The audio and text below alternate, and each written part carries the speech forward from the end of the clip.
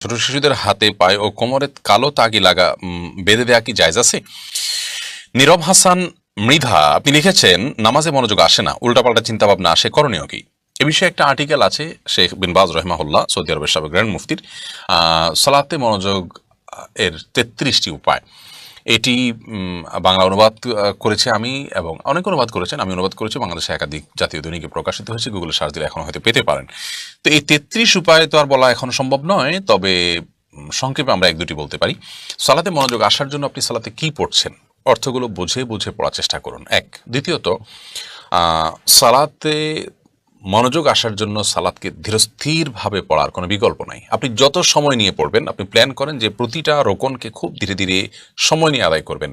সূরা ফাতিহা পড়বেন, এরপর একটু গ্যাপ দিয়ে একটা সূরা পড়বেন, একটা সূরা শেষ হলো তারপর একটু গ্যাপ দিয়ে তারপর রুকুতে যাবেন, তাও আস্তে আস্তে পড়বেন, আস্তে আস্তে যাবেন, রুকুতে গিয়ে স্থির হয়ে তারপর তাসবিহ পাঠ শুরু করবেন, এবং তাসবিহ পাঠ শেষ করে একটু অপেক্ষা করে তারপর আপনি দাঁড়াবেন।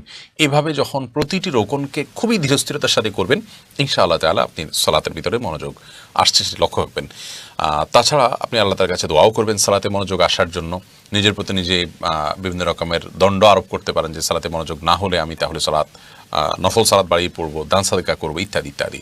এর পাশাপাশি সালাতের আগে সালাতের প্রতি মনোযোগ নষ্ট হতে পারে এরকম বিষয়গুলো থেকে নিজেকে দূরে সরিয়ে ফেলা। অনেক সময় দেখা যায় কোনো কাজ ঝুলিয়ে রাখে আমরা সালাত আদায় করতে দাঁড়াই, তখন ওই কাজের জন্য তাড়া অনুভব করি না।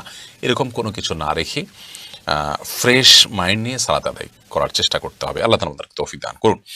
তাহমিনা তামান্না আপনি লিখেছেন, ছোট শিশুদের হাতে পায়ে ও কোমরে কালো তাগি লাগা বেঁধে দেয়া কি জায়েজ আছে? ছোট শিশুদের হাতে পায়ে এবং কোমরে কালো তাগি বাঁধবেন কেন?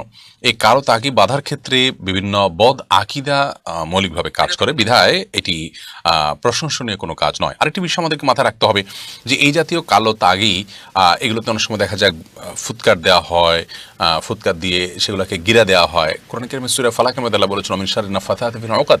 ওই সমস্ত নারীদের, জাদুকর নারীদের ক্ষতি থেকে আল্লাহ আপনার কাছে আশ্রয় চায়, যারা গিরা দিয়ে রশিতে তারপর সেখানে ফু দেয়। তো এটি জাদুকরদের জাদুর একটা প্রক্রিয়া। তাছাড়া কালো তাগি, কালো জিনিস, কালো ছাগল ইত্যাদি এগুলো সাধারণত জাদুকররা খোঁজে। অতএব শরীয়ত যে ঝাড়ফুঁক করেছে সেখানে এরকম কোনো তাগি টাগি ঝুলানো কিছু নাই। অনেক সময় বাচ্চাদের কোমরে আপনার গ্রামে দেখা যায় তাগি ইত্যাদি বাঁধা হয় এজন্য, যাতে করে তার ওই যে এখন তো অনেকেই প্যাম্পার্স ব্যবহার করছেন, যখন প্যাম্পার্সের এত প্রচলন ছিল না, কিংবা এখনও যারা প্যাম্পার্স ব্যবহার করে না নর্মালি, তারা তেনা টেনা ইত্যাদি দিয়ে রাখেন বাচ্চার পেশাব পায়খানার জন্য। তো সেটা বাঁধার জন্য যদি কেউ তাগি দেন সেটা ভিন্ন কথা, কিন্তু এটা দিলে ক্ষতি থেকে বাঁচবে, রক্ষা পাবে, এরকম বললে সেটি শিরকপূর্ণ বিশ্বাস হবে, কারণ এরকম কোনো নির্দেশনা করাতে আমাদেরকে দেয়নি। অতএব এই কালো তাগি তাকে রক্ষা করবে এটি বলা, এটি ইমানের সঙ্গে সঙ্গতিপূর্ণ কোনো বিষয় না।